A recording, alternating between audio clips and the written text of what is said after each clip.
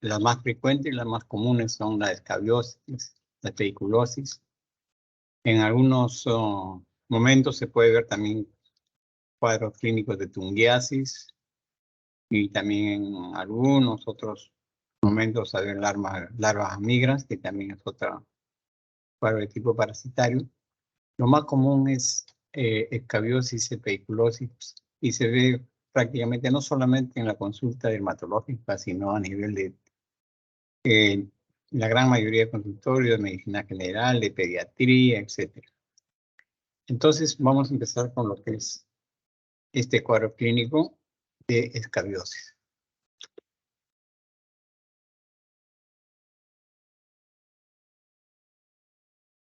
¿Qué cosa es la escabiosis? La escabiosis viene a ser una enfermedad infectocontagiosa que tiene una antigüedad de muchísimos siglos.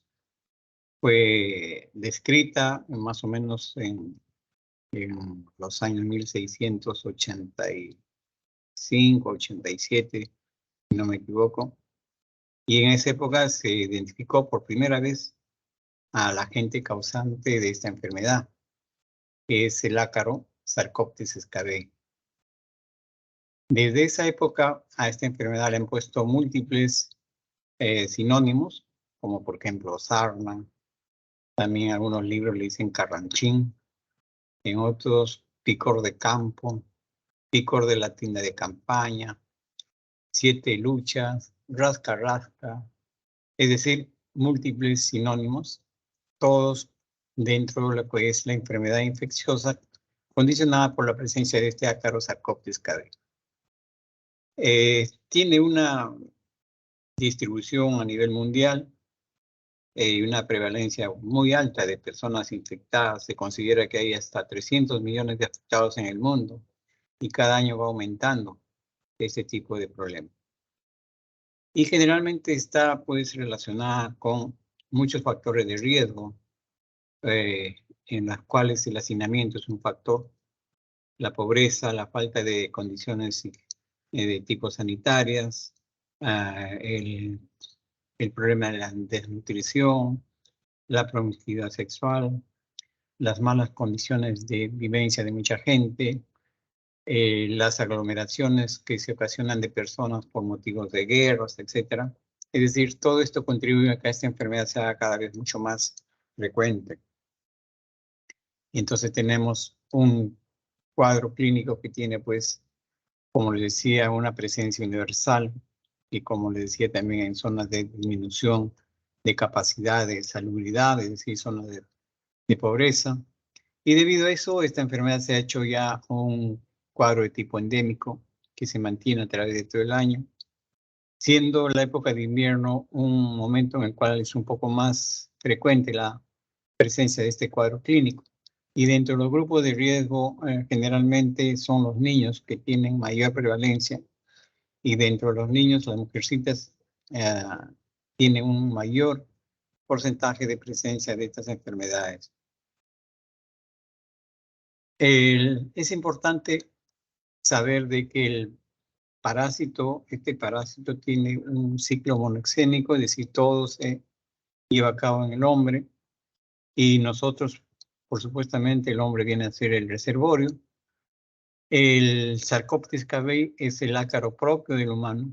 Hay otros tipos de ácaros de diferentes tipos de animales que de alguna forma pueden vivir también en el hombre, pero generalmente no se desarrollan, no se reproducen, salvo que en algunos casos estemos hablando de personas inmunosuprimidas, entonces en ellos podría haber a veces la posibilidad de que estos ácaros de animales puedan tener también una repercusión.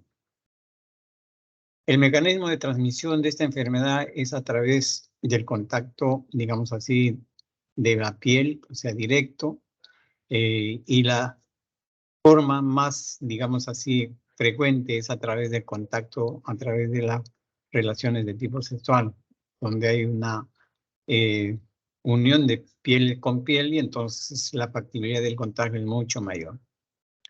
Entonces hay vías de transmisiones directa, como el que decía, a través de la piel, en contacto con una persona, pero también puede haber otra vía de transmisión directa no, sino indirecta a través de los fomites, es decir, a través de ropas, etcétera, que se puede manipular de un paciente enfermo y contagiarse a otra persona. Y esto es factible, ¿por qué? Porque, por ejemplo, las sábanas de una cama de un paciente infectado puede tener el ácaro que ha caído a estas zonas, y el ácaro es un parásito que vive a expensas de la queratina, es decir, se alimenta de la queratina y puede estar fuera del cuerpo de una persona aproximadamente un promedio de 3 días.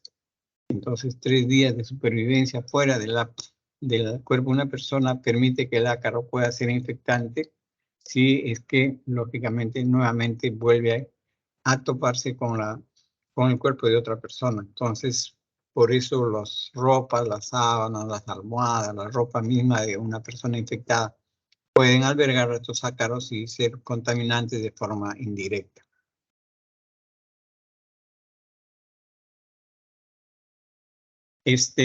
Hay una forma de infestación de estos parásitos. Debemos tener en cuenta que hay un periodo de incubación cuando uno se ha contaminado, es decir, uno tiene el contacto con la persona enferma y entonces tienen que pasar un promedio de 2 a 6 semanas antes de que aparezca la aparición de la picazón. La picazón o el prurito es el signo o síntoma más importante en esta patología. El paciente después de este tiempo empieza a sentir una picazón muy intensa, sobre todo mayor intenso es por las noches y entonces empieza a rascarse y esto le condiciona al paciente el primer, digamos así, síntoma que aparece. Pero esto es cuando el paciente nunca ha sido infectado, pero hay otras personas que ya se infectaron antes, entonces están bastante susceptibilizadas, entonces una segunda infección o una tercera infección recorta el periodo de la aparición de síntomas y el síntoma se hace casi inmediato. Puede aparecer al día siguiente, o sea, al día o a los 2 días de haber ocurrido nuevamente este contacto y entonces aparece una sintomatología mucho más rápida que la primera exposición. Entonces, esto es importante para que puedan tener en cuenta si se trata de personas que se infectan por primera vez o personas que ya se han infectado anteriormente. Entonces, ya dijimos, el periodo de transmisión es a través del contacto, ¿no? De personas jóvenes, sobre todo, es propio mayormente de personas jóvenes, niños, jóvenes. Ya les dije, es una enfermedad que tiene una distribución universal y generalmente el paciente o la persona infectada va a asumir una respuesta a este tipo de infección de una forma, digamos así, natural, pero en pacientes inmunosuprimidos por algún factor, esta infección puede ser muy intensa, puede ser muy, digamos así, agresiva. Y entonces cuando ocurre eso, estamos frente a lo que se llama la sarna noruega. La sarna noruega viene a ser un cuadro clínico descubierta en 1800 y picos en Noruega, por eso el nombre de Noruega, en pacientes que tenían, digamos así, lepra. Y estos pacientes inmunosuprimidos con lepra empezaron a presentar lesiones en el cuerpo de tipo hiperqueratósico, de una piel engrosada, acartonada en diferentes partes de los miembros superiores, miembros inferiores, que no producía mayor sintomatología, pero que la signología de la afectación iba en aumento.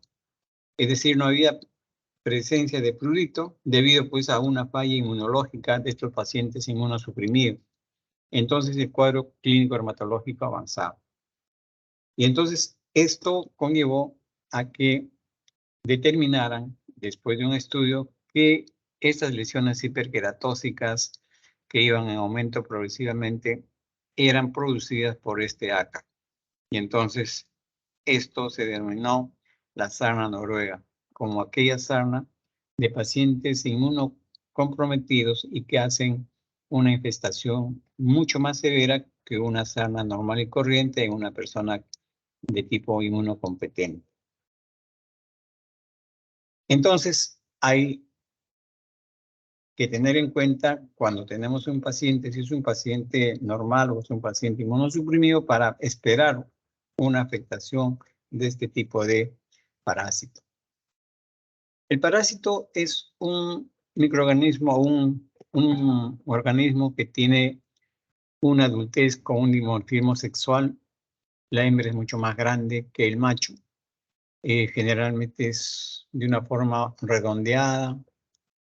Su cuerpo no está segmentado. Tiene una forma de, digamos así, aplanado dorsalmente y tiene 4 pares de patas cortas.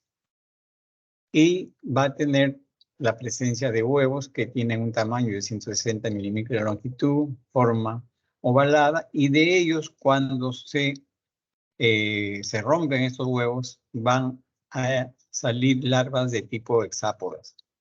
Entonces, esto más o menos es la forma de este desarrollo de estos parásitos. Y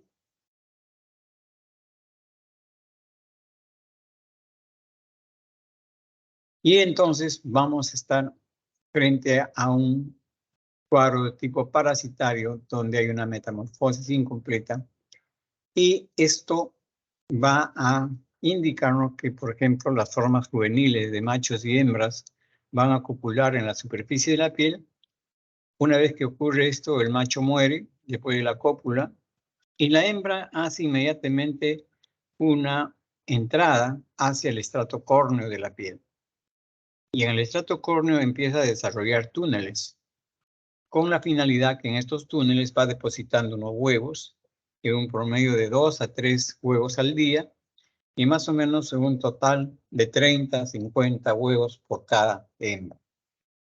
La hembra, después de depositar esta cantidad de huevos, más o menos en un periodo de 4 o 6 semanas, va a morir en el túnel. Y como dijimos anteriormente, de estos huevos depositados en el túnel, eclosionan estos huevos y salen las larvas hexápodas. Y estas larvas hexápodas empiezan a movilizarse y salen hacia la superficie de la piel.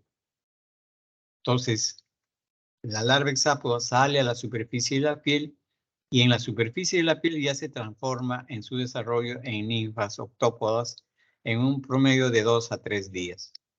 Como ninfa octópoda van a mudar en 2 oportunidades para, después de estas 2 mudas, ya convertirse en adultos, tanto machos y hembras. Y nuevamente empieza el proceso que hemos ya mencionado con la cópula en la superficie de la piel, que la hembra se introduce al estrato córneo y todo lo que hemos descrito.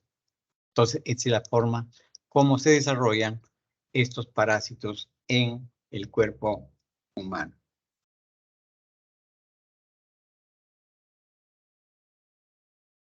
Cuando yo hago un estudio de la piel de esta persona, voy a ver que estudio histopatológico y voy a ver que en la lámina puedo encontrar una paraqueratosis. Significa que voy a encontrar núcleos en las células del estrato córneo, cuando ustedes saben que en el estrato córneo ya no hay células nucleadas, sino simplemente son células ya en proceso de exfoliación.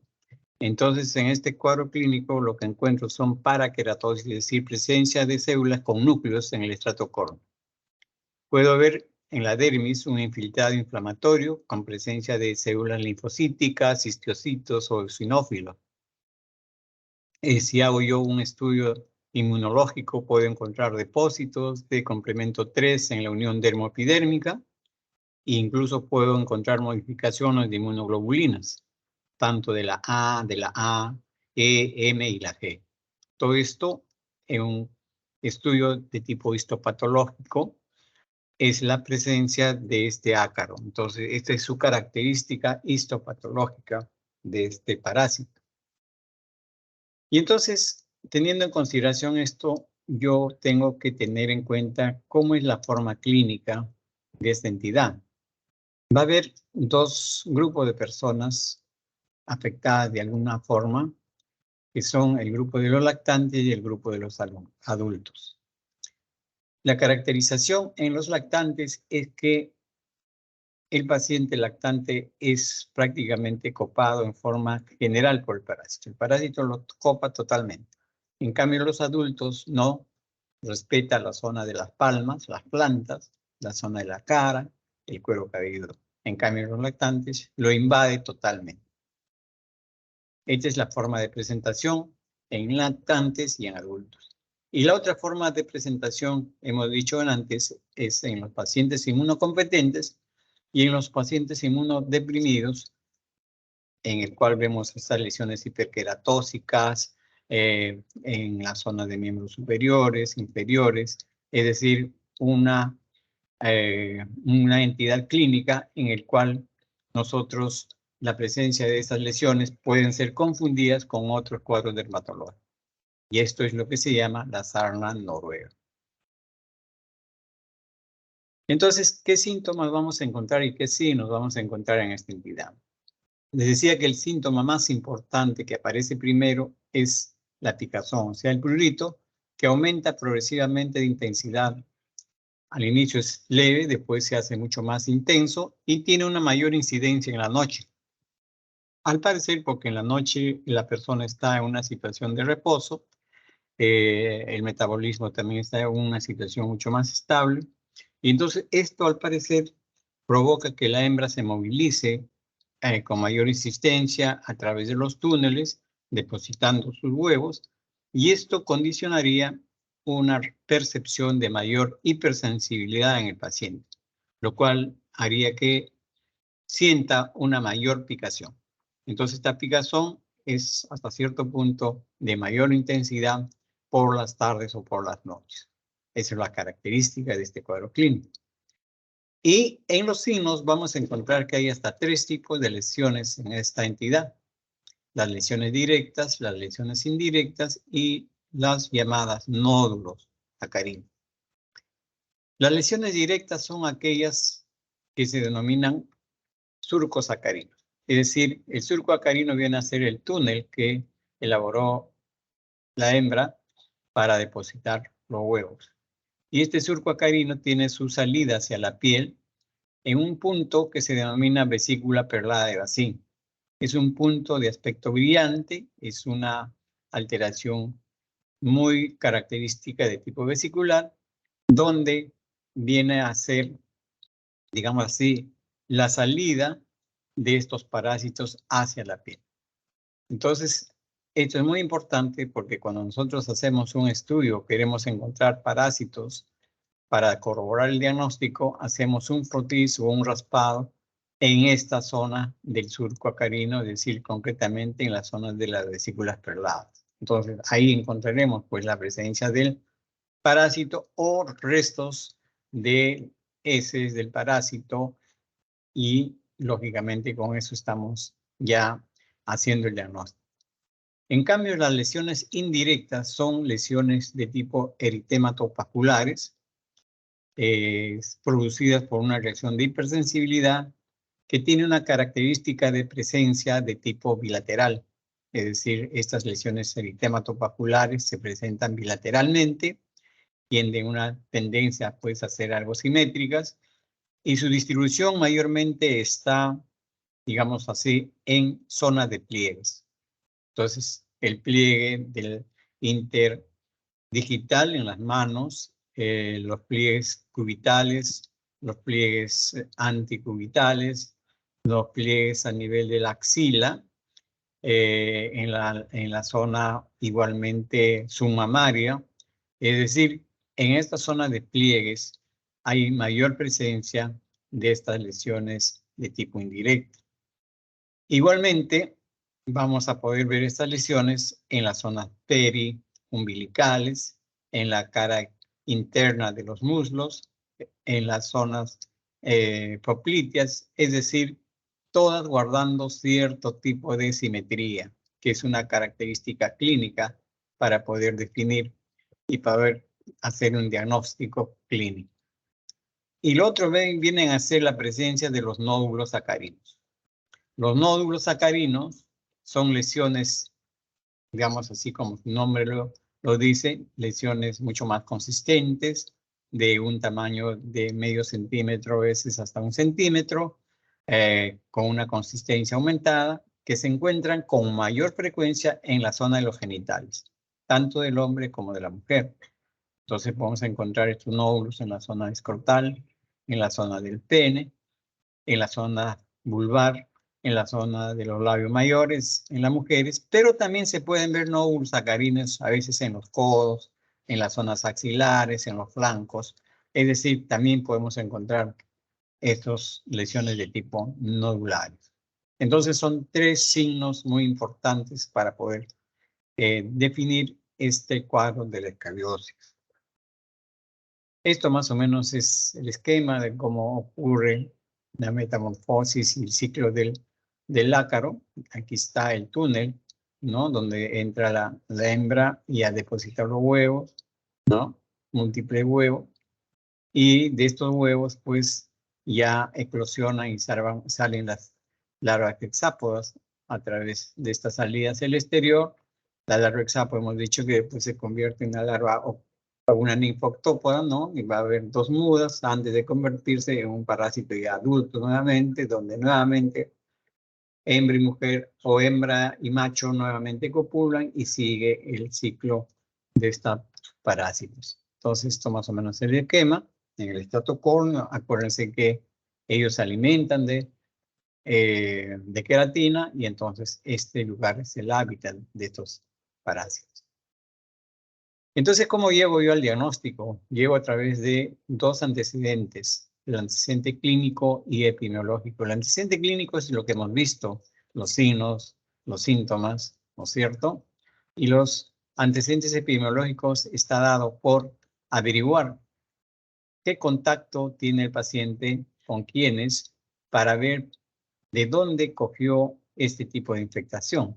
Porque normalmente uno se infesta de otra persona o de otro grupo y entonces va a haber siempre la información de que en mi salón, si se trata de niños, hay otros niños que también se rascan la piel, están que se rascan siempre los codos o las muñecas y ellos también tienen granitos, entonces ahí está el contacto. O el grupo de repente de amigos, ¿no? En el barrio, o el grupo de repente de la misma familia, donde yo tengo de repente a mi hermano, ¿no? Que veo que se rasca el cuerpo permanentemente, o me he dado cuenta que de repente mi primo que vive conmigo también tiene problemas de piel. Entonces hay el contacto definitivo. Y entonces estos 2 datos me van a dar a mí ya el diagnóstico del cuadro clínico que puede estar dando el paciente. Si no tengo claro clínicamente el cuadro que estoy mirando, entonces puede ocurrir que necesite hacer un examen de laboratorio para corroborar o descartar el diagnóstico. Entonces el examen de laboratorio existe y dentro de ellos el examen directo. El examen directo o ácaro test, o también en algunos libros le llaman el test de Müller, viene a ser obtener una muestra de las zonas, sobre todo de aquellas zonas donde está la vesícula perlada de Bacin, y entonces hacemos un frotis, sacamos una muestra, un raspado, y ahí podemos prácticamente coger este tipo de muestra y le podemos aplicar en una lámina, lo ponemos una lámina portojeter, le aplicamos una gota de hidróxido de potasio al 10%, algo muy parecido a lo que hacíamos anteriormente en la clase de la parte de los hongos, que dijimos que se hacía un examen directo, muy similar, con hidróxido de potasio, y le ponemos una gota, le ponemos encima una laminilla y lo vamos a ver al microscopio. Y lógicamente podremos ver si hemos hecho una buena toma de muestra esta estructura que vemos acá.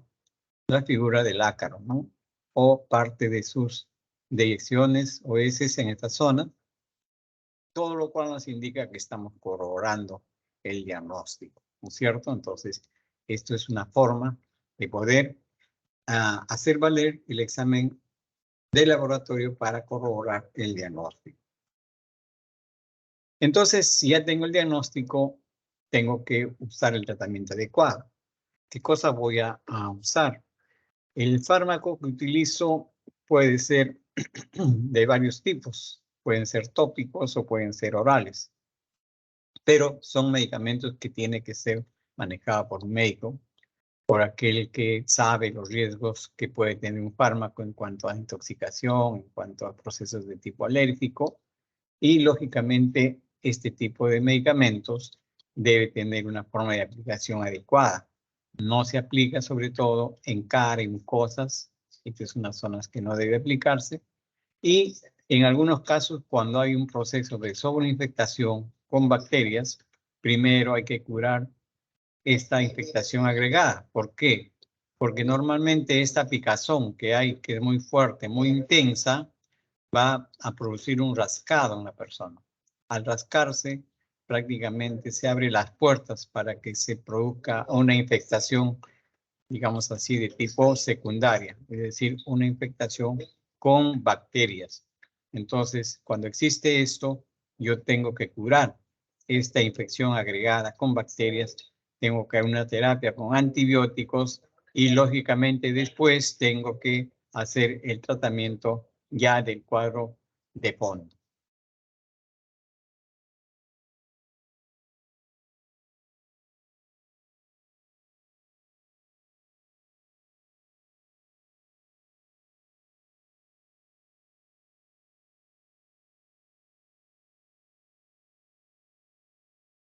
Entonces, hay que evaluar varios medicamentos, como les decía. Hay que igualmente tener en cuenta que estos medicamentos tienen que tener una indicación de acuerdo a la edad, de acuerdo a la inmunodeficiencia del paciente, su estado fisiológico y sobre todo si tengo contactos donde hay grupos, digamos así, que están infectados, entonces tengo que también tener en cuenta los costos de estos medicamentos, etc. Y entonces acá ven ustedes que hay una relación de varios medicamentos que ven acá: benzoato-bencilo al 10-20%, permetrina, hexacloruro de gamma-benceno, vaselina sulfurada, clotamitón, tiabendazol, ivermectina. Todos estos medicamentos son muy efectivos, todos tienen un efecto muy, digamos así, positivo. Lo que tienen que saber simplemente es saber indicarlo, la forma como se maneja, y de acuerdo a eso van a tener el éxito en el tratamiento. El benzoato-bencilo, por ejemplo, es un medicamento al 10 y 20%. Existe al 10 porque es propio para los niños y al 20 es para los adultos. Si ustedes al 20% le ponen al niño, le van a producir una dermatitis de contacto. Entonces tienen que saber que para los niños es al 10%. La forma de aplicación del benzoato-bencilo también tienen que saberlo, porque el benzoato-bencilo es un medicamento que destruye las formas adultas del parásito, más no las formas jóvenes. Por lo tanto, cuando yo hago una aplicación de benzoato-bencilo, tengo que hacer una aplicación de unos 5 días consecutivos, parar unos 5 días sin tratamiento y volver nuevamente a hacer una réplica de otros 5 días después para que pueda yo eliminar a todos los parásitos, porque los primeros 5 días eliminaré a las formas adultas presentes, las formas jóvenes no serán eliminados, porque no toca formas jóvenes, pero después en esos 5 días, digamos así, sin tratamiento, las formas jóvenes van a llegar a su madurez, o sea, se van a convertir en adultos, y entonces en la segunda aplicación, ahí sí voy a poder agarrar a estas formas adultas ya del parásito y voy a eliminar a todos. Entonces es una forma de aplicación que tiene este tipo de medicamento que es el benzoato-bencilo. En cambio, la permetrina es un medicamento al 5% que se aplica, digamos así, en forma previo baño. Todos estos medicamentos se aplican previo baño y una vez que se hizo el baño, después de ello se aplica la crema en todo el cuerpo, y después de aplicar en todo el cuerpo, ¿no? Uno tiende a dejar la crema unas 24 horas. Después de unas 24 horas, recién el paciente debe bañarse. Y esta aplicación se vuelve a replicar, de acuerdo a lo que ustedes van a poder darse cuenta, a la semana. Se vuelve a seguir a hacer una segunda aplicación. Pero esta segunda aplicación lógicamente tiene que ser igualmente en la misma forma, en todo el cuerpo, previo baño, y después dejar 24 horas el medicamento y luego volver a bañar. Entonces, eso es lo que va a garantizar el éxito del tratamiento. En algunos casos, ustedes van a ver que la permetrina es utilizado cada 4 días en 3 aplicaciones. Eso también es un esquema aceptable, también va bien y no hay ningún problema. Luego, el hexacloruro de gamma benceno es otro medicamento también de muy buena aplicación. Se hace una aplicación previo baño de todo el cuerpo, ¿no? Desde el cuello hasta la punta de los pies, ¿ya? Y se repite en un promedio de 5 días aproximadamente seguidos, siempre manteniendo el baño completo, previo al baño y después a las 24 horas otra vez otro baño. Y por 5 días, entonces ustedes también tendrán una buena respuesta. El hexacloruro de gamma benceno en algunos casos tiene un efecto neurotóxico. Por eso que está recomendado que no se use en niños ni pacientes gestantes, pero sí pueden usar en otras personas. Y entonces siempre hay que tener en cuenta su efecto neurotóxico o el efecto neurotóxico de posibilidad de este medicamento. La vaselina sulfurada al 5% es otro medicamento también usado. Es un fármaco que, digamos así, bastante usado antiguamente. Era uno de los primeros medicamentos y es un medicamento bastante cómodo, barato. Tiene una finalidad que se puede usar en grupos grandes cuando hacemos un tratamiento de tipo así masivo. Lo única, digamos así, incomodidad es que como el azufre es una sustancia de color amarillo, entonces el cuerpo del paciente siempre queda con una tonalidad media amarillenta en el momento de la aplicación, por eso que a veces estéticamente es algo incómodo, pero en efectividad es bastante efectiva. El clotrimazol al 3% es otro medicamento que se prescribe muy parecido al hexacloruro de gamma benceno, previo baño, se aplica la crema en todo el cuerpo y se mantiene 5 días seguidos en la misma forma de aplicación. Y esto es un medicamento que se usa con mucha frecuencia en pacientes pediátricos, en niños, va muy bien en niños, y entonces es una indicación cuando hay muy pequeños infestados con esta patología. El tiabendazol y la ivermectina son medicamentos de tipo oral. La ivermectina oral es un medicamento que se usa desde hace muchos años.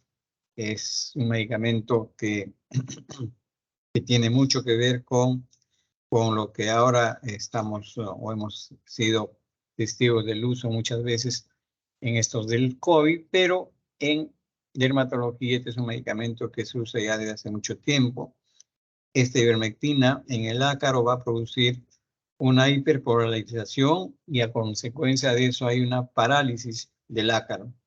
Generalmente esto se usa a una dosis de 200 microgramos por kilo por peso, lo cual más o menos en una forma práctica significa una gota por kilo de peso que se utiliza en 2 tomas con una diferencia o un espacio de una semana entre ambas tomas. Entonces, con esto también ustedes garantizan el tratamiento de la escabiosis. Entonces, como ven, hay múltiples fármacos que si lo saben usar muy bien, no van a tener un problema. Simplemente tienen que saberlo bien. Y hay algunos estados fisiológicos que les van a permitir a ustedes usar un medicamento antes que el otro. Por ejemplo, la permetrina es usado en pacientes gestantes. Los otros medicamentos están contraindicados en gestantes. El clotrimazol es un medicamento usado mayormente en niños. Es un medicamento excelente para los niños. Pero cuando no hay clotrimazol, también se puede usar permetrina en los niños, o sea, en los pequeños. Es el otro medicamento de uso. Entonces, miren cómo hay una gama de varios medicamentos que se pueden usar sin ningún problema.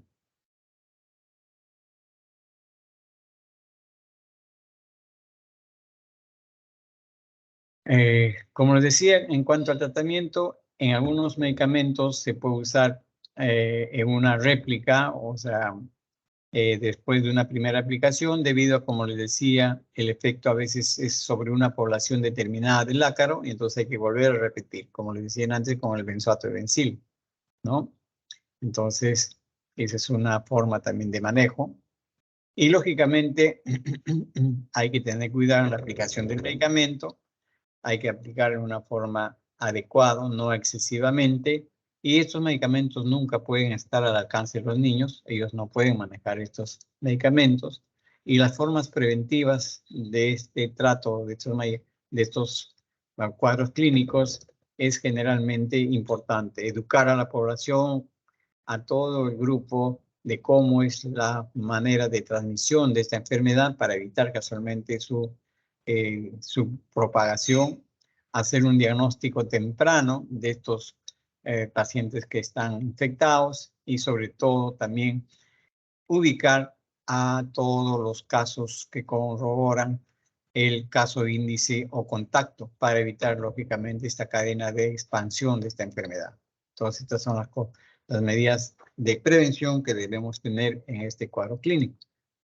Entonces, lógicamente, con el tratamiento farmacológico tiene que haber una forma de controlar la propagación a través también del control de la ropa, ¿no? Lavar la ropa interior, generalmente las ropas del paciente utilizadas, generalmente hay que lavar diario, ¿no? Hay que exponerlo al sol para que este calor pueda ser útil para eliminar al parásito, ¿no?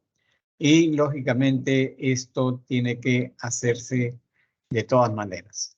Entonces, esto es una medida muy importante y si tomamos en cuenta que el paciente tiene una sarna noruega, con mayor facilidad este paciente puede transmitir la enfermedad a otros miembros de su familia. Entonces, hay que tener siempre en cuenta el tratamiento y también las formas de evitar la propagación.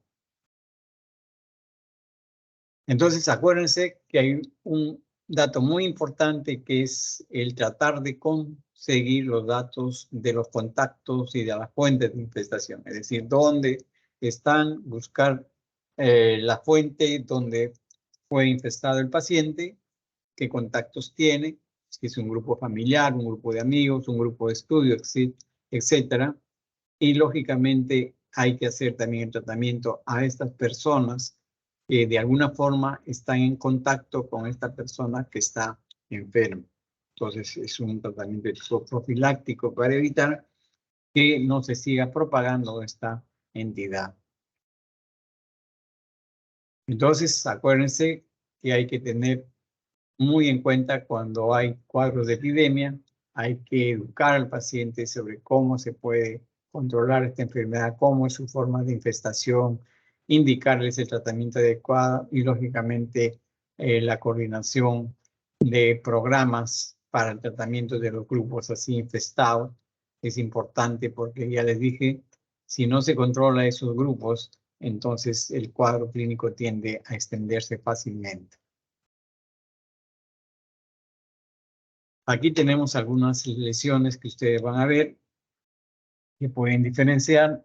Esta es una lesión de tipo nodular en la zona del escroto, que es un nódulo acarino. A diferencia de las otras pequeñas pápulas, que son las lesiones indirectas, esta es una lesión nodular, esta es una lesión indirecta, eritema papular, igualmente es una lesión indirecta. Entonces miren la diferencia de lesiones. Estas otras imágenes de las lesiones en la mano del paciente, en la zona interdigital, se hace una infestación muy fácil. Igualmente aquí en las zonas laterales, miren, todos estos puntos con escoriaciones propios del rascado. Este es un surco, incluso un surco que se ha rascado de tal magnitud que se hace una lesión en forma así lineal. Igualmente acá.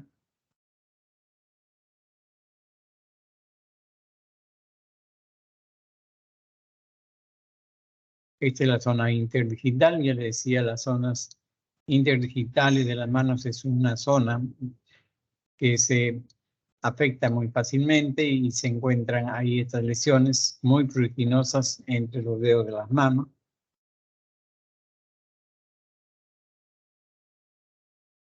Esto es un niño, un pequeño, un lactante que ha sido invadido por el ácaro. Miren, le produce unas lesiones eritematosas, algunas papulares, algunas con costras, porque el niño se rasca por la picazón.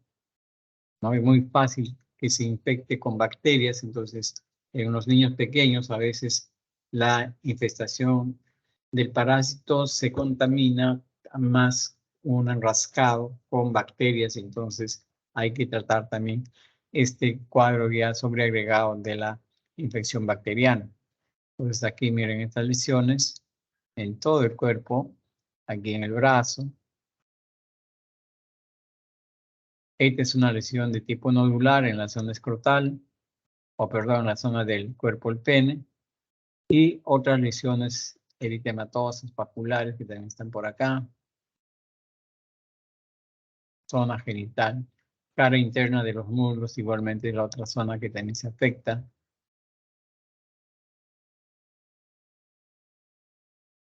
Esta es la sarna noruega, que se puede ver bien en la zona de ingle, en los muslos. Miren ustedes las zonas interdigitales con áreas hiperqueratóxicas, amarillentas. Ustedes ven acá. Estas zonas de tipo resecas, hiperqueratóxicas, es lo que se denomina pues la sarna noruega. Característica clínica de estos cuadros clínicos y lógicamente va a tener el paciente un antecedente de inmunosupresión por algún factor, ¿no? Paciente que puede estar recibiendo de repente tratamiento contra el cáncer, paciente con de repente también portador de alguna colagenopatía donde recibe de repente inmunosupresores, es decir, vamos a tener siempre ese antecedente en los pacientes que presentan la sarna noruega. Acá vemos, miren cómo estas distribución lineal vienen a ser los surcos sacarinos. Acá se ve incluso una lesión que es la vesícula perlada, una lesión papular brillante. Igual acá, toda una distribución lineal. Entonces, todo esto es una zona de sarna noruega.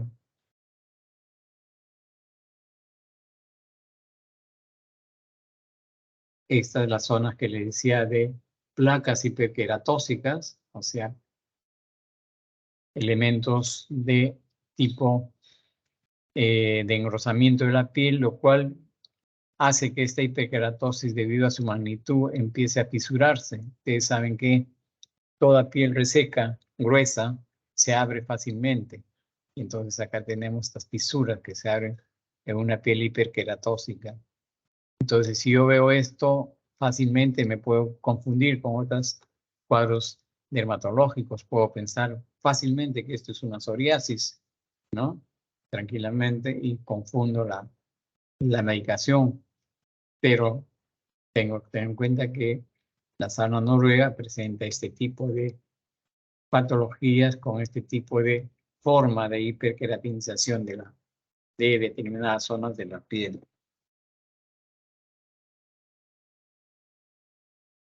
Acá un niño muy pequeño lo invade totalmente y no respeta las plantas. Miren, lesiones eritematosas, papulares, en todas partes,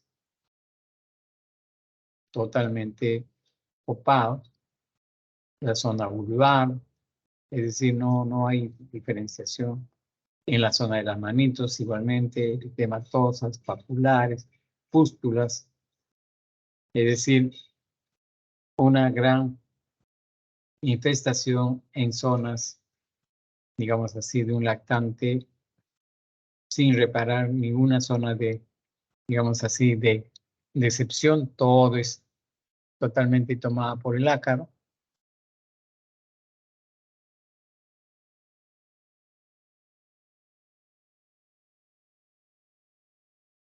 Y entonces, pues, la acarosis es un cuadro clínico bastante frecuente en nuestro medio.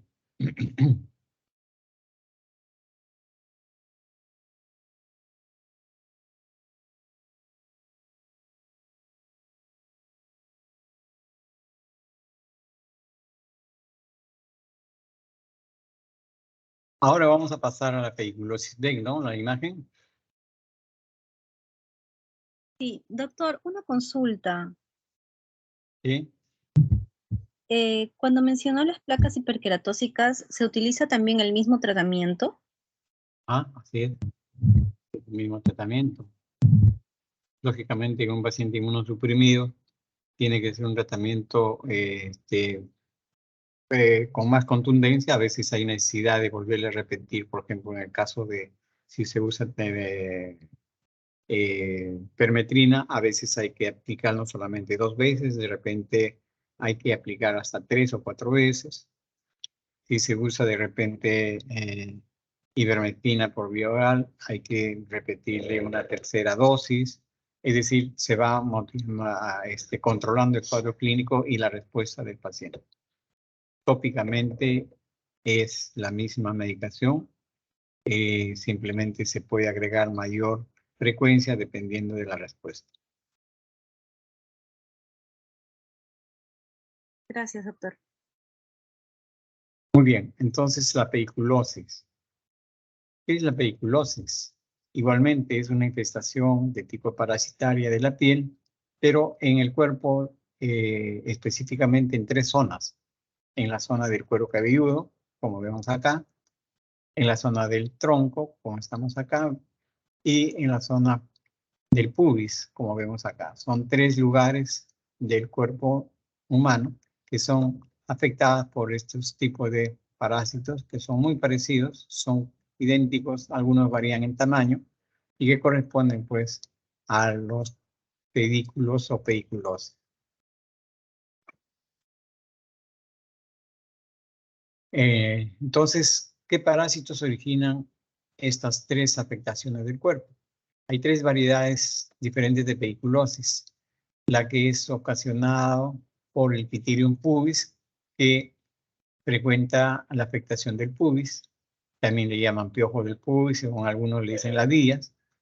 El otro grupo viene a ser la pediculosis corporis, que está ocasionada por el pedículos humanos, en su variedad corporis, es decir, piojo del cuerpo. Y el otro, la pediculosis del cuero cabelludo o pediculosis capitis, que está condicionada por la pediculosis humana, variedad capitis o piojo de la cabeza. Todas estas 3 variedades encontramos dentro de 3 zonas del cuerpo. Acá lo tenemos, miren sus formas, unas más pequeñas, sobre todo lo del pubis, las otras son muy grandes, sobre todo lo del cuerpo, que pueden medir hasta 3-4 milímetros. Entonces, todos teniendo el mismo aspecto.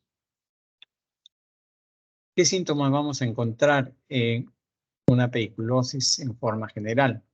Vamos a encontrar lo muy importante y lo más fastidioso es el prurito. El prurito es muy intenso que ocasiona rascado y este rascado generalmente ocasiona escoriaciones que son a veces desde lo más simple hasta lo más profundo en las zonas afectadas. Las zonas, miren aquí, retroauricular, la zona del cuero cabelludo, la zona de la nuca, la zona occipital, son las zonas donde hay mayor acción de este parásito. Entonces la paciente o el paciente se rasca porque es un prurito bastante intenso y fácilmente puede presentar la piodermitis o pioderma. Y generalmente esta piodermitis es a veces el signo que va, digamos así, a incomodar al paciente, ¿no? Al papá de los niños, porque los niños se rascan y al final terminan haciendo una piodermitis agregada.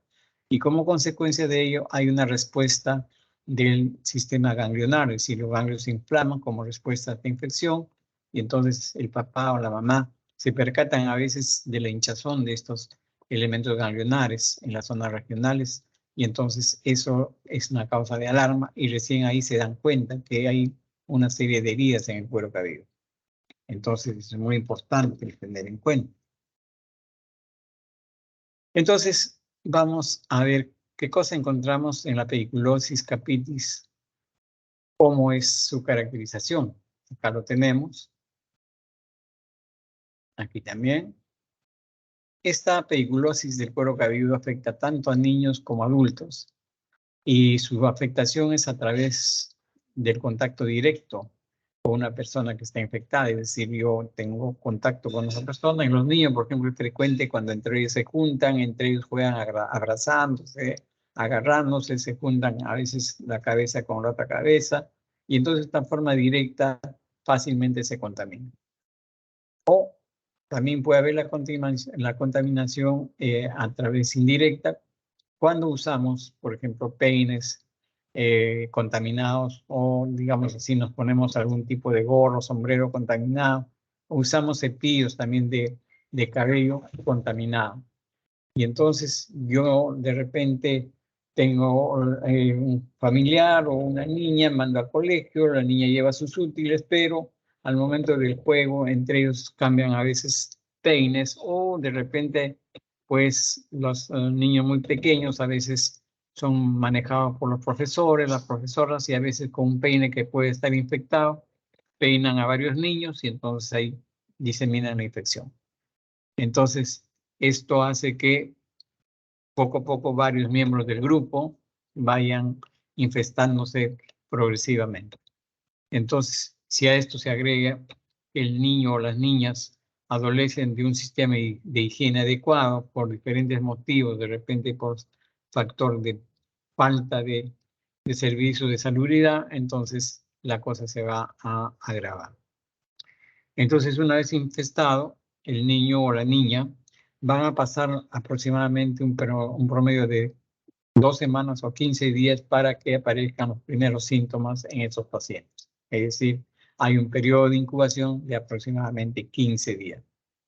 Y después de estos 15 días de incubación aparece la parte clínica, y hemos dicho que lo más resaltante en esto es la picazón o el prurito en el cuero cabelludo. Y lógicamente, conforme avanzan, este prurito cada vez es más intenso, y como les decía anteriormente, está mayor afectación la zona occipital, la zona retroauricular y la zona de la nuca. Son las 3 zonas donde esta afectación es mucho más evidente, mucho más, digamos así, intensa. Y entonces, ¿qué hacemos cuando tenemos un niño o una niña que va a la consulta, ¿no? Con la sensación de que le pique el cuero cabelludo, y le refiere a la mamá que la niña para rascándose la cabeza? Entonces, lógicamente que cuando ocurre eso hay que examinar al paciente, y lo que a veces primero vemos son liendres. Entonces, hay una gran cantidad de liendres, y conjuntamente con esto a veces podemos ver que hay un signo de rascado, y lógicamente estos signos de rascado van a presentar áreas extensas de tipo eczematosa, es decir, una piel algo reseca, descamativa, algo acartonada, y que se localizan en estos 3 sitios que hemos dicho: la zona retroauricular, la zona occipital, y generalmente con más frecuencia.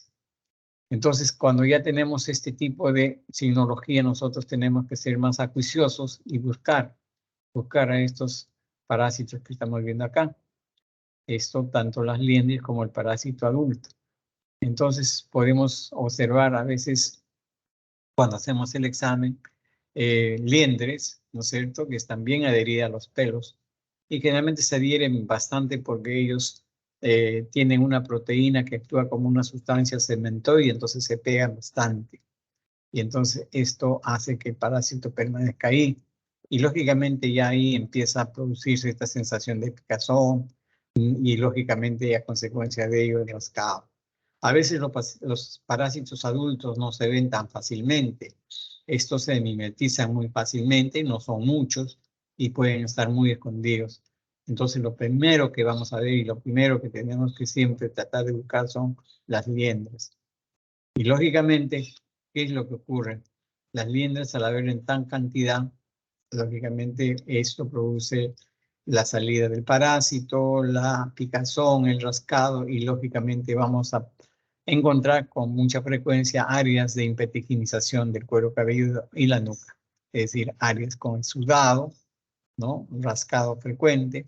Y este exudado, este problema de impetiginización nos va a traer, como dije antes, una respuesta de los ganglios, es decir, vamos a encontrar adenopatía occipital, y entonces siempre hay que tener en cuenta que cuando encontramos estas adenopatías en la zona occipital o retroauricular, hay que siempre examinar la zona porque es muy frecuente que lo que está ocasionándose es una infestación por estos parásitos y están ocasionando una reactividad de tipo, digamos así, infecciosa con parásitos, con bacterias, y entonces ocurre esta presencia de los ganglios.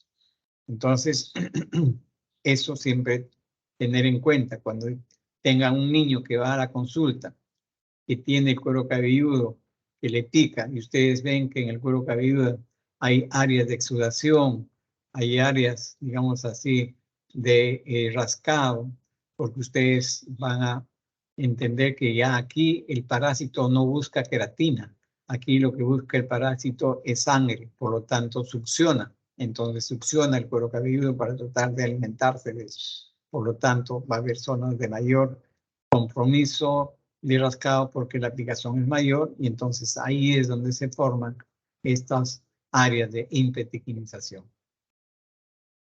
Entonces, encontrar liendres ya es bastante para sospechar en que se trata de un cuadro de este tipo.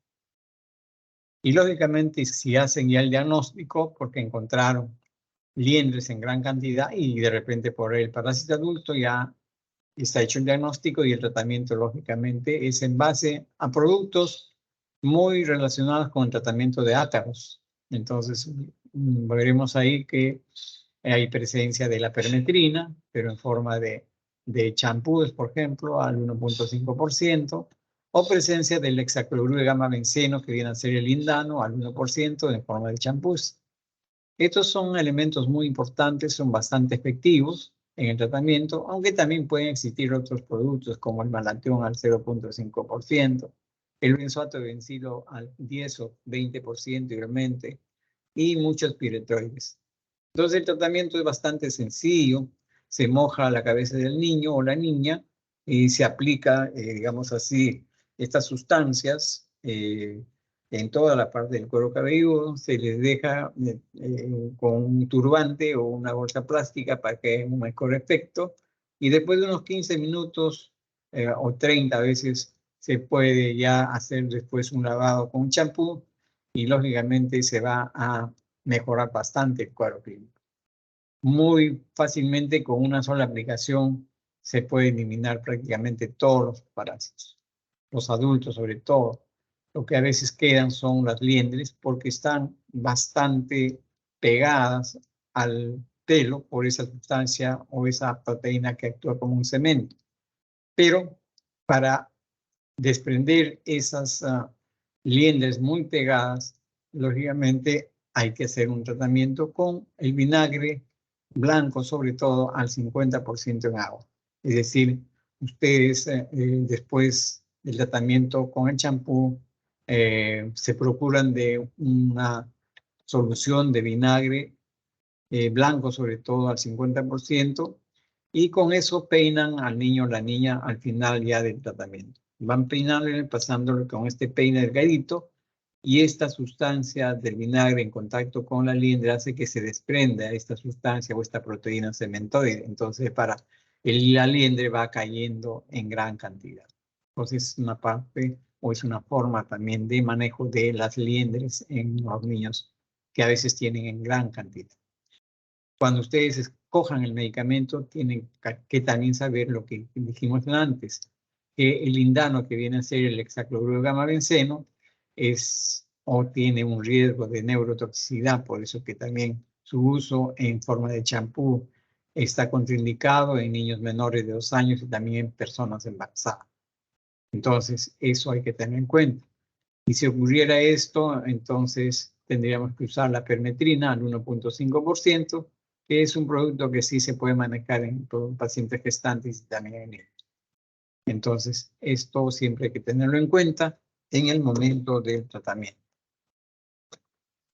La pediculosis corporis, o sea, aquel proceso de infestación en el cuerpo, también es producido por otro de estos parásitos, pero este parásito ya es mucho más grande, invade a la persona de cualquier estrato social, no tiene ningún tipo de barrera económica, geográfica, nada. Y estos parásitos tienen la particularidad de esconderse o alojarse en los pliegues o en las costuras de la ropa. Es decir, se introducen, se esconden en esa zona y periódicamente salen hacia la piel del paciente para poder succionar, alimentarse y después vuelven nuevamente a esconderse en esta zona. Entonces, cuando nosotros vemos estos pacientes en el cuerpo con puntos de succión y no encontramos el parásito, tenemos que buscar las ropas del paciente. En las ropas vamos a encontrar de seguro estos parásitos escondidos. Salvo que el paciente tenga bastantes vellos, ¿no?, a nivel corporal, entonces ahí también podemos encontrar escondidos estos parásitos. Entonces esto siempre hay que tener en cuenta. Y este parásito pues no tiene ningún tipo de barrera, ¿no? Infesta igualmente a personas de ambos sexos. Y lógicamente la deficiencia en la higiene es un dato importante pues, para hacer que esos parásitos puedan estar sobreviviendo y extendiendo su infestación. ¿Cómo se transmite este tipo de pediculosis corporis? A través del contacto corporal directo, ¿no? Es decir, personas que viven juntos, se dan la mano, etcétera. O a través también de fomites, o sea, por ejemplo, ropas, sábanas o ropas infestadas. Entonces, ellos a veces intercambian de repente la ropa o se acuestan en una cama que tiene la zona también infestadas por estos parásitos y entonces viene la forma de infestación indirecta. Y cuando nosotros buscamos estos parásitos, ya saben, la ropa es un lugar donde están con mayor facilidad. Y cuando lo buscamos en el cuerpo, vamos a encontrar a veces parásitos en la zona del cuello, del tronco, de la axila.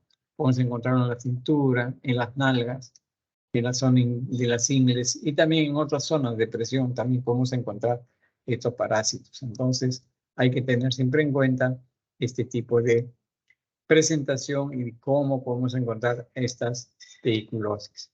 Como lo decían antes, el piejo del cuerpo es el más grande que el de la cabeza, el promedio de 2 a 4 milímetros. Entonces es bastante fácil de poder identificarlo.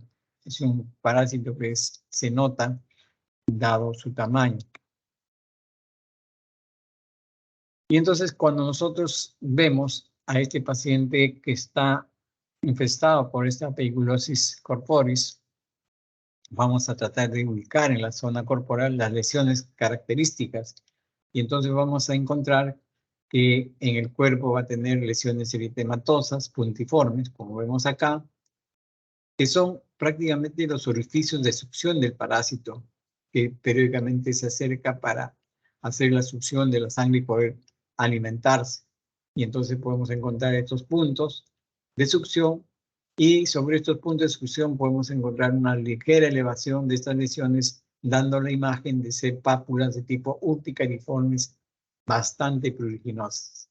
Es decir, pican mucho y lógicamente debido a esto el paciente se rasca y al rascarse ocasiona presencia de máculas de color bronce, una mácula bronceada, y que en algunos libros le llaman la enfermedad de los vagabundos o la melanodermia pediculósica. Un hallazgo bastante característico de personas que tienen mucho tiempo esta parasitosis, que van que se rascan, y lógicamente condicionan la presencia de estas máculas bronceadas. Y lógicamente tanto rascarse, tanto friccionarse el cuerpo por la infestación y la picazón, lógicamente que se puede dar también una infectación de tipo secundaria o bacteriana, con afectación a veces de la línea linfática y en algunos casos podría a veces haber factibilidad de un compromiso de los glomérulos y llegar a producir una glomerulonefritis de tipo agudo. Lógicamente estos son cuadros crónicos, cuadros de mucho tiempo, donde la piel, debido a este rascado progresivo, permanente, se va acartonando, es decir, se va engrosando. Y entonces si aquí tenemos ya en ese momento la piel liquenificada o acartonada o engrosada, debido al constante digamos, fricción que nosotros hacemos a la zona infestada. El diagnóstico diferencial de la pediculosis humanos corporis se hace con la sarna, Hemos visto que la sarna-huacarosis da lesiones en diferentes partes del cuerpo. Con la dermatitis herpetiforme, que es una lesión de tipo dermatovesiculares, muy pruriginosa que aparece. Y la forunculosis, que es un compromiso del folículo pilosebáceo, donde se produce a veces el compromiso de las partes profundas de los folículos y originar la forunculosis. Entonces son los diagnósticos diferenciales de esta entidad. Y el tratamiento, lógicamente, es desinfectar todas las ropas del individuo de la cama y del colchón, si hubiera posible, porque también los pliegues del colchón pueden estar escondidos, estos parásitos. Y, lógicamente, para su erradicación vamos a usar los mismos medicamentos que usamos para los otros vehículos corpóreos, o para los vehículos de tipo capitis. Entonces podemos usar la piretrina o el malatión, el benzoato de bencilo, la permetrina al 5%, o podemos usar el hexacloruro de benceno. Todo esto podemos usarlo, pero tenemos que saber indicarlo.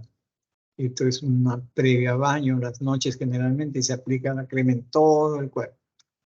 Y ya lógicamente al día siguiente hay que bañarse, y esto se puede repetir cada 4 días en unos 2 o 3 aplicaciones. Ustedes tienen la garantía que se han barrido con toda la población de estos parásitos.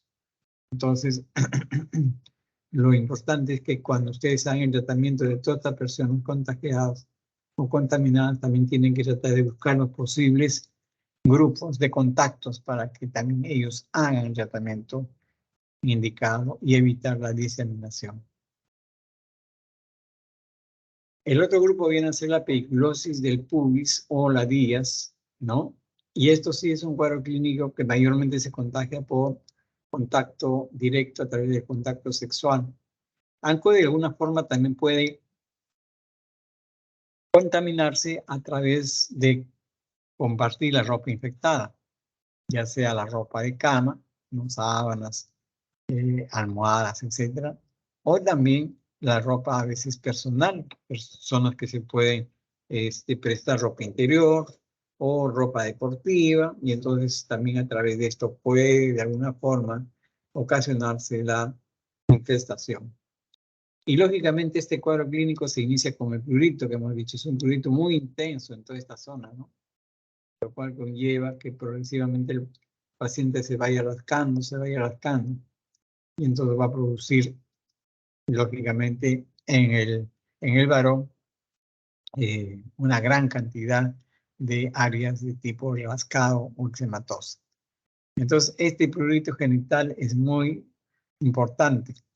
Nosotros podemos visualizar o podemos ver a veces pedículos pubis en las zonas afectadas, y a veces no lo vemos porque también tiende a esconderse muy fácilmente en la base de los, digamos así, de los vellos, y ahí se adosa como si fuera una pequeña mancha y a veces pasa desapercibido. En algunos casos esta pediculosis o esta tiroides pubis puede avanzar en las personas, sobre todo que tienen bastante vellos, pueden avanzar de la zona del pubis, pasar al abdomen, pasar al tórax, y fácilmente pueden llegar incluso hasta la zona axilar. Entonces, con eso, la aplicación se extiende, el cuadro clínico también se hace mucho más abierto, y lógicamente, ¿qué hacemos nosotros? Buscamos la aparición clínica de este parásito. La aparición clínica de este parásito es que el paciente les va a referir que probablemente en su ropa interior va a encontrar unos puntos como si fuera un granulado de un café molido. Y estos simplemente son las pequeñas costras de estas pequeñas lesiones de succión que el parásito va haciendo en la zona púdica. Entonces, se forman las pequeñas costritas, y estas pequeñas costritas van cayendo a diario. Y esto es lo que se forma como un polvo oscuro, que es lo que aparece en la ropa interior del hombre o de la mujer. Entonces, esto es lo que llama bastante la atención en el paciente, la presencia de este tipo de hallazgos. Entonces, el paciente les va a decir a ustedes, veo que tengo estos puntos oscuros que están en la ropa interior, y ustedes ya saben por qué es la presencia de estos puntos oscuros de sangre en la ropa interior. Entonces, yo hago el examen bastante, digamos así, acuicioso hay que ser para poder tratar de ver al parásito, porque nosotros podemos ver lesiones papulares, escoriaciones, y ahí tenemos que buscar al parásito. El parásito generalmente se adhiere a la base del pelo. Entonces, cuando se adhiere a la base del pelo, entonces ahí es donde es confundible, a veces ni se ve, pero como ya más o menos uno tiene cierta práctica, podemos visualizar a este parásito cerca, muy cerca de estos puntos que le dije, de las zonas del cabello o del pelo del pubis, adosados a la base prácticamente y escondidos de tal forma que no se puede ver fácilmente. Entonces, estas succiones que hace el parásito en el pubis, en la parte inferior del abdomen, tienen también a veces una forma de presentación en estas zonas. Se puede ver unas manchas de tipo azul grisáceas, y es lo que se llama las máculas cerúleas, ¿no? Que pueden tener diferentes tamaños. Algunas son de 0.3 milímetros o 0.3 centímetros hasta 1 centímetro a veces de diámetro, sobre todo en la parte inferior del abdomen, y en algunos casos en la parte superior de los muslos, que es otra zona donde produce gran picazón, y que van a corresponder simplemente a pequeños hematomas por succión, es decir, el parásito va a producir la succión para poder alimentarse, y en esos casos esta succión ocasiona los puntos de tipo, digamos así, sui generis, y estos son los que condicionan los puntitos oscuros que después se van cayendo en la ropa interior. Entonces hay pequeños hematomas por succión, es decir, el parásito produce todavía este tipo de hematomas. Entonces, cuando yo veo a este paciente, con mucha facilidad a veces puedo encontrar un paciente que tiene escoriaciones o que está impetiginizado, es decir, hay un cuadro de tipo de impetiginización secundaria, ya a la presencia de gérmenes debido de repente a un rascado, y entonces podemos encontrar también este tipo de manifestación. Entonces, si yo tengo una infestación muy galopante, muy extensa o muy agresiva en la ingle, voy a tener como respuesta también la presencia de la área de los ganglios. Entonces, adenopatías que pueden aparecer en las zonas regionales, es decir, cercanas a las zonas de áreas de conflicto. Entonces, ahí puede ver probablemente los daños que se ocasionan en estos casos cuando hay una hiperginización. Entonces, las zonas de adenopatía generalmente se van a observar en las zonas inguinales. Ahí se puede localizar pequeñas lesiones de adenopatías bastante, digamos así, manifiestas, y entonces hay que saber que esto está condicionada por una hiperginización secundaria al rascado de estos parásitos presentes en dicha zona. El tratamiento entonces es fácil porque es igual, se usan los productos que ya hemos venido diciendo, la permetrina al 1.5% o el lindano al 1%. Entonces el tratamiento es, hay que la zona del pubis hay que lavarlo, aplicarle el producto en todas las zonas del abdomen, el pubis, la zona de la cara interna depende de los muslos, ¿no? Y después de haber usado y aplicado esto, se deja un promedio de 30 minutos, 5 o 10 minutos, a veces un poco, y después de eso ya se lava uno la zona aplicada de estas cremas. El efecto va a ser muy bueno. En muchos casos una sola aplicación es suficiente. En otros hay que volverlas a repetir a la semana para poder eliminar la presencia de estos parásitos, lo cual es bastante efectivo siempre y cuando el paciente también sepa cómo se va a hacer el tratamiento adecuado. Entonces, lo importante en este cuadro clínico, igual que el anterior, es que se tiene que tratar de tener contacto con los, digamos así, con los otros contactos para que también tengan el tratamiento respectivo. Entonces tiene que haber eso, porque si no, el proceso de afectación se va a mantener y después vuelven a recaídas. Entonces, en algunos casos también hay que tener en cuenta que estos parásitos de la zona pública pueden ir subiendo. Si es que la persona tiene vellos, entonces pueden aparecer en la zona de la axila, incluso pueden aparecer en la zona de las pestañas. Y entonces, cuando están estas ladillas adheridas a las pestañas, entonces hay que tener en cuenta, no podemos usar esos productos que hemos venido desarrollando por su efecto tóxico. Entonces, lógicamente, lo que se hace en estos casos es, a estas ladillas que están en la zona de las pestañas, hay que aplicarles vaselina 2 veces al día. O a veces también se puede conseguir una pomada oftálmica de fisostigmina al 0.025 y también se puede utilizar 2 veces al día durante más o menos 8 días. Entonces, estas son situaciones en las cuales están combatiendo esta pediculosis. Y lógicamente hay que hacer un tratamiento de la parte de los factores. Las ropas, importantísima, la ropa interior hay que cambiarse, lavarlo bien. Igualmente las sábanas, las toallas, todas estas deben ser lavadas en un inicio con agua caliente, bastante caliente, mantenerlos ahí un tiempo porque se le puede enjuagar. Entonces, siempre es importante este tipo de tratamientos. Entonces, lógicamente, las sábanas, las toallas, todas esas cosas tienen que también hacerse un recambio de estas ropas y lavarlas bien, ¿no? Y la importancia también es de que cuando tengamos un cuadro de este tipo,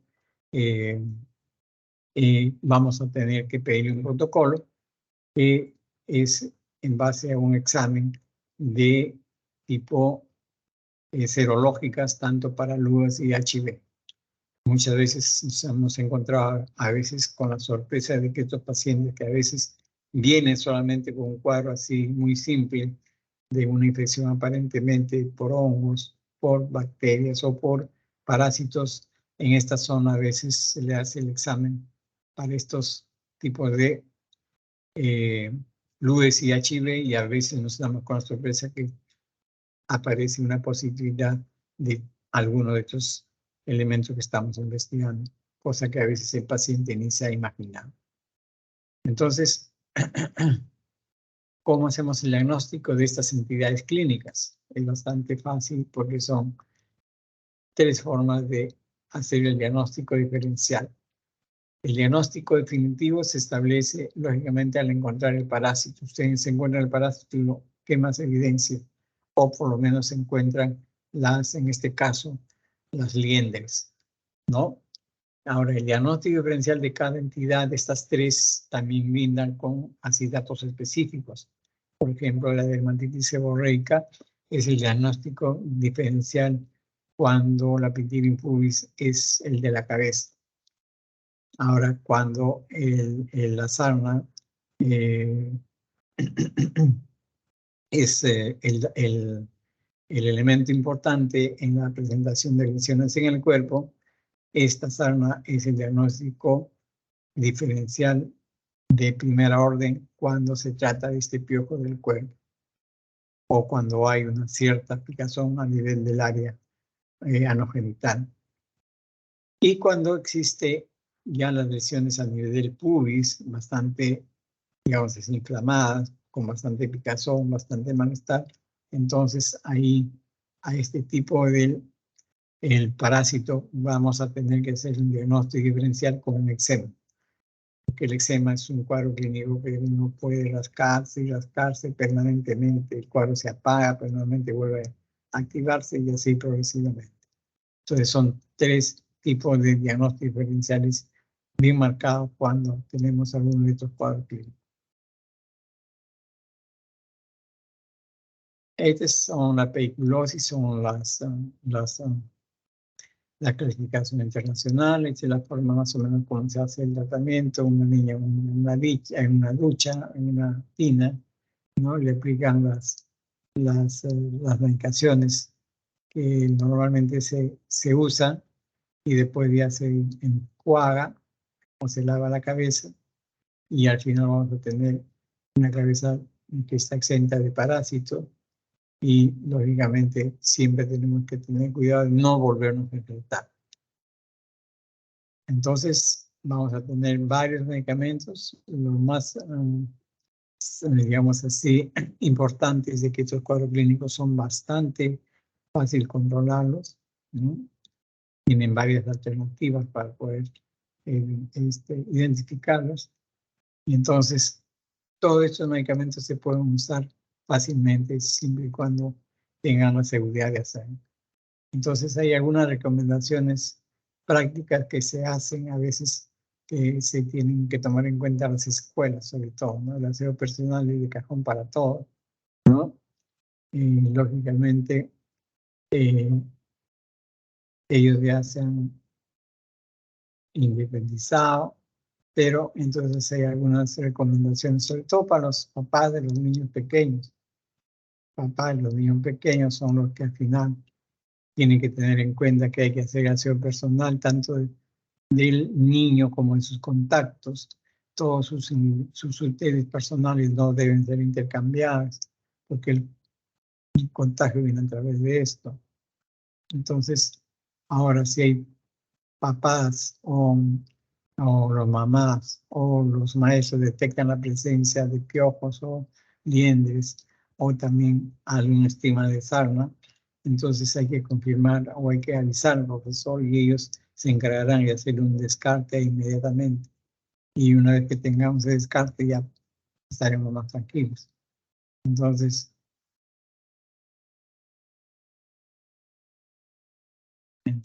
este es el cuadro clínico de la tuberculosis. ¿Alguna pregunta?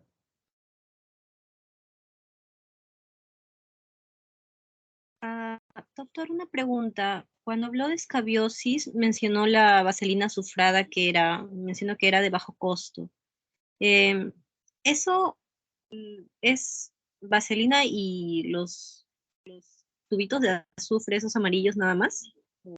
¿Cómo Claro, nada más.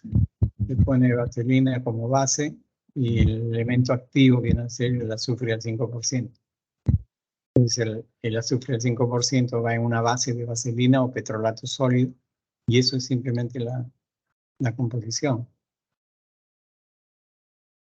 Y eso Se aplica al paciente previo baño, se aplica igual en todo el cuerpo, desde el cuello hasta la punta de los pies. Se deja igualmente 12 horas, ahí 12 horas y después se baña.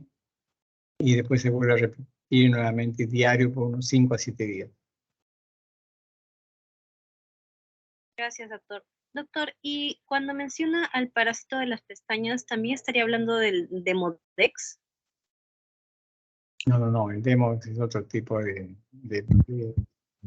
microorganismo. El Demodex es un parásito que vive en la zona también de la piel de la cara y solamente se hace patógeno cuando aumenta su cantidad.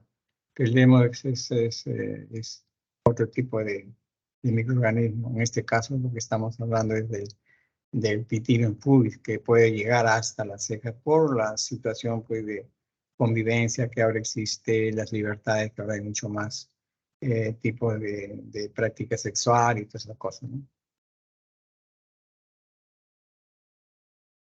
Gracias, doctor.